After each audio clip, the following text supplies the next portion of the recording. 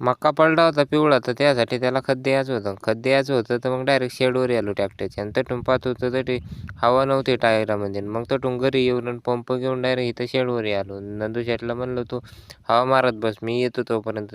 तो तिकडून येऊपर्यंत तर ह्यांनी सऱ्या पाडायचं फाळ सोडणं लावलं होतं आणि इकडं मग आता रोटर जोडणं लावलं होतं. रोटरला तिकडल्याच वावरात काम होतं आणि त्याच्यावर 3-4 पोतड्या होत्या. म्हणलं तेवढ्या टाकून मग तिकडे घेऊन जायचं होतं. मग त्यांनी हातपाय जोडून घेतलं आणि तिथून आता चालतो घरी. घरून येत नाही तो.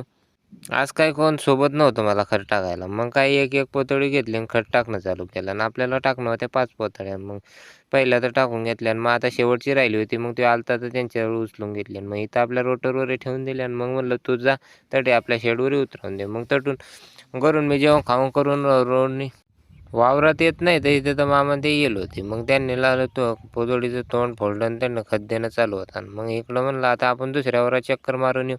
तिकडं तर एका वावरात इकडं खत भरणं चालू होतं. मग या खतावाल्यांजवळून इकडं आलो निघून आपल्या केळीतून चक्कर मारून केळीला पाणी द्यायचं होतं. मग तिथून डायरेक्ट येरू जायचं होतं. मग येरू जायला निघालो तर तिथून बापरे म्हणलं काय बेकार. 5 मिनिटात याने टाली भरून घेतली. मग तिथून डायरेक्ट येरीजवळ आलो. फिल्टर खोलून घेतलं.